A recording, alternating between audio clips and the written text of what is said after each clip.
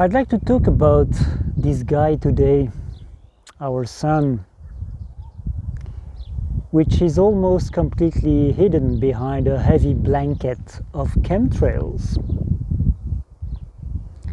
And there is a lot to say about chemtrails that I'm not going to expand upon today, because you see, chemtrails, they're not just one thing, and they don't have a singular purpose.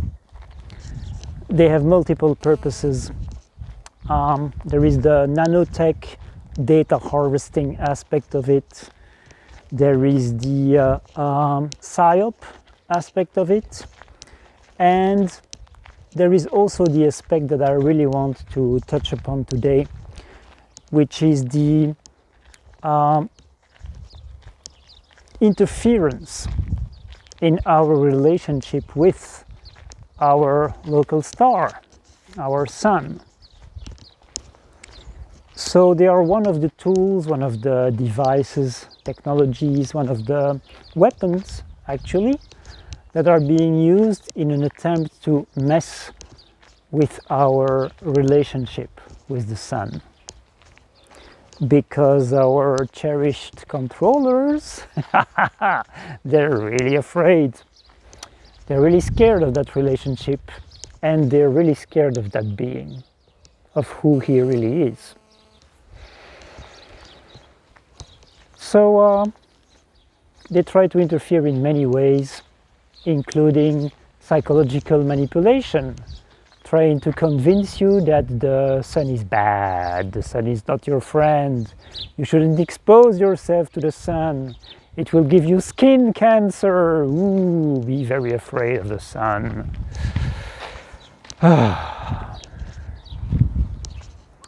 But one of the purposes of chemtrails is to spread a veil over the sun, not over the sun itself, of course, but in the sky, between ourselves and the sun, so we don't receive the fully unfiltered solar radiation. Well, it is filtered, of course, by the ozone layer, but when I say unfiltered, I mean it's aimed at preventing us to receive the way we are supposed to receive it according to the design of nature. So why are they so afraid of that? Because the sun has an awakening effect and an activating effect on us that is very deep and that is very crucial right now in these transition periods where we are, as humanity, we are in the birth canal, so to speak, to become something that this universe has never seen before. And so is our planet. So the sun plays a very big role in these dynamics. And of course they would try to prevent that. I'm going to go in the other direction, so you will be spared the noise, the obnoxious noise of that engine. But who is the sun? Who is the sun? The ancient Romans in the late Roman Empire, those of them who were following the cult of Mithra, a solar deity that religion had been imported from the Middle East, originally from Persia, if I'm not mistaken. But the followers of Mithra, the Roman followers of Mithra, they were calling the sun in Latin Sol Invictus, which means the unconquered sun, which is very fitting because indeed it's never been conquered, in spite of numerous attempts to do so that have all failed miserably. So the forces of control were able to a certain extent conquer the earth, in certain aspects of her vast multidimensional being, but the Sun, nope, not so, not so. So in a previous video, I'm laughing at my hair because the wind, brother wind, has been messing with it a little bit. All right. Not using gel, you see. I'm not using any artificial stuff to keep their shape intact. And the passage of time has made it thinner than it used to be. So it's vulnerable to the movements of the air, the movements of the wind. It's time to go to the hairdresser as well. I need a trim. Okay, so back to business. The Sun. The nature and identity of the Sun. Who is he? As I said in a previous video, to properly understand who the Sun is, we must first remind ourselves of who planet Earth is, who her spirit is. And the spirit of the Earth is actually the being who is the universal mother, the feminine expression, the feminine aspect of the prime creator being of this universe. And in this universe, everything is based on contrast, alternated expressions. So everything has its opposite pole, opposite and complementary pole of expression. So if we have a planet that is the embodiment, the planetary embodiment of the universal mother, then the universal father, who is the masculine expression and aspect of the universal prime creator, must be present in the picture somewhere too. So I guess you can understand where this is leading, because that is exactly who our Sun is. The universal prime creator embodied as a star, our local star. So the Earth is currently the only planet in this universe to be an embodiment of the universal mother. And the Sun is the only star to be an embodiment of the universal father. Excuse me. And that is about to change, because this process, this fractal process of compression has been so successful in what it has enabled the cosmos to achieve that it's going to be replicated in other parts of the universe. And so there are stars and planets in preparation, so to speak, who will also be embodiments of the universal being. But as to our Sun,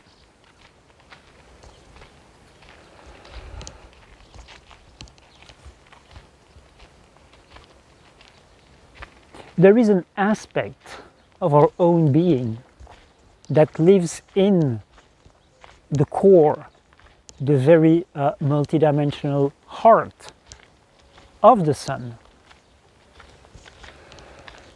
Exactly like there is an aspect of our being who lives in the heart of the planet, of planet Earth.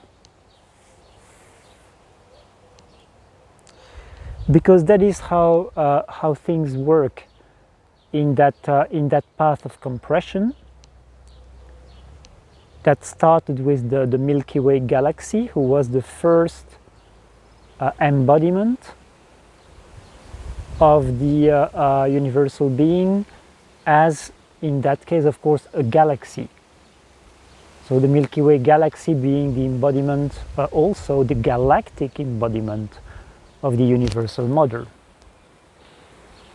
So the beings who have chosen to go through that path of compression, if they follow the actual organic, the natural path, the first thing they do is that they enter the Milky Way galaxy by projecting an aspect of themselves into the galactic core.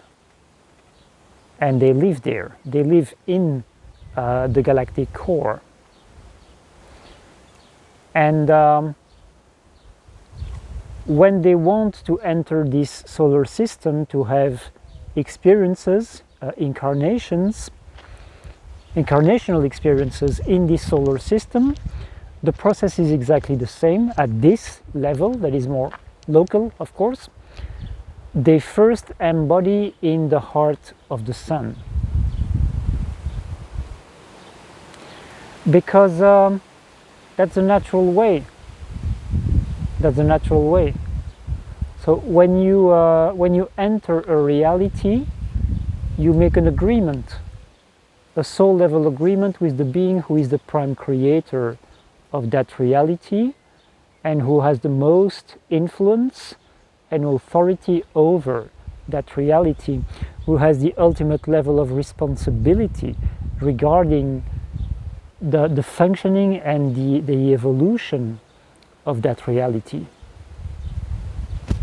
So we have a solar self that lives in the heart of the sun permanently. So it's a very intimate relationship that we already have at that level with the sun. And in our human incarnation experience, we also have a very intimate relationship that goes beyond the physical aspect of it. The physical aspect is absolutely primordial. It is primordial to our very life, to our health, to the proper functioning of our bodies. But there are also a more subtle aspects of a spiritual nature, which is why I was saying that the sun is playing an absolutely primordial, crucial role in the awakening of our realized, fully realized self, I would say. So we have a potential, you might say a seed in our very core, a seed that has been planted that contains the blueprint of the full potential of what we are supposed to become and evolve into. And the rays of the sun, they help activate. They help that seed to sprout, so to speak. And another primary, maybe the most essential function of our sun is that it illuminates shadows. So nothing can stay hidden under the light of our sun.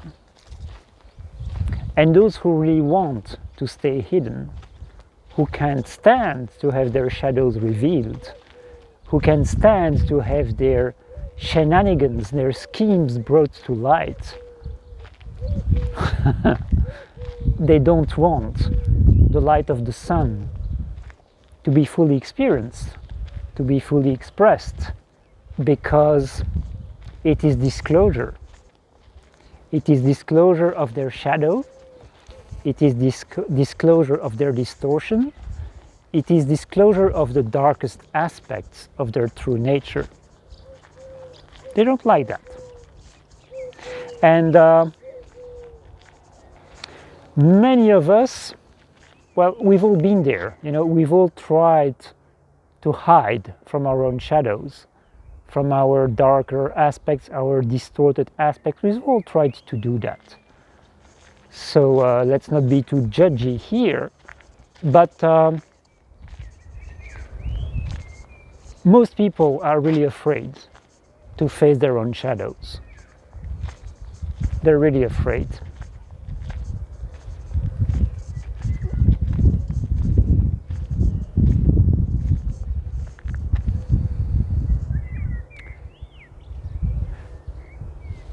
Another aspect of all this is that we also have another star.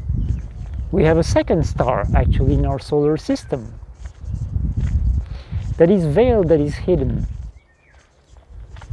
to our physical sight, but that will one day fully reveal itself. And that is the star that is the core of our planet. So the core of the Earth is not molten iron, absolutely not. And science will soon free itself from that fantasy, from that fallacy. It's not molten iron, it's not a crystal either, as some people say. It is a star. It is a star. It is a feminine star, because there are stars that are more feminine and stars that are more masculine. Our sun, being the universal father, is a masculine star, predominantly. It also has its feminine aspects and expressions, because nothing is 100% in this universe. But as the Earth is a feminine being, universal mother, her inner star, that you might say is its truest, purest self, is also a feminine star. And when I said that one day that star will fully reveal itself, there is a very fascinating insight, you might call it a prediction or a prophecy, by the great George Cavasilas, that there will come a point at which the Earth sheds her crust, and that only the inner star will be left. And that might sound pretty cataclysmic as an event. You might think that that's pretty horrible, because how about people who live on the crust, and how about all the animal and plant life forms that live on the crust? How about the civilizations that live in the crust, because there are a few? How about all these? So my understanding of how this all would happen is that the inner star would expand. So it would grow and reveal itself in a much larger version of itself than it currently expresses as. And everything that lives on or in the crust at the moment, it doesn't mean that they would be eradicated and be swallowed and shattered or whatever, because this would only happen in the context of what I would call a dimensional migration. So when this would happen, all life forms would have already transcended the current third dimensional physicality, the reality that currently exists at that vibrational level.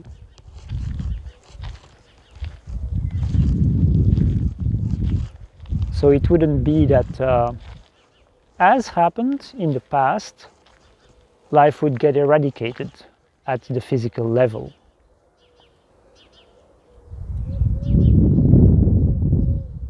It would be a much more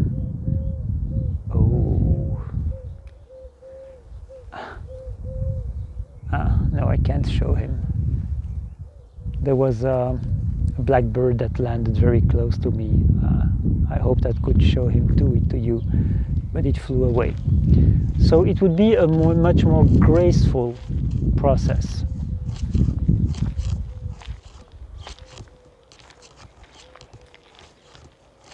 The crust would simply fall away, or maybe dissolve and dissipate, who knows? But there would be two stars in our solar system, husband and wife, father and mother, expressing themselves as glorious stars. And there would be inhabitants who would live on Mother Star. We couldn't call her Mother Earth anymore. She would be Mother Star. There would be people and animals and everything living on her and in her, just like there are on the sun and in the sun. Because as always, life exists and develops and evolves and thrives at multiple dimensional level, multiple frequency levels. So there are definitely beings who live. The sun is not just a big gas ball or fireball. There is so much more. There is so much more to that amazing being. So life would absolutely thrive on and in Mother Star. And we would have a binary star system. How amazing is that? I'm looking forward to it, and maybe I'll see you. Maybe I'll see you in that metamorphosized, is that a word? Metamorphosized star system. Fractal of the universe. All right. In the meantime, take care. And I'll see you soon for another video.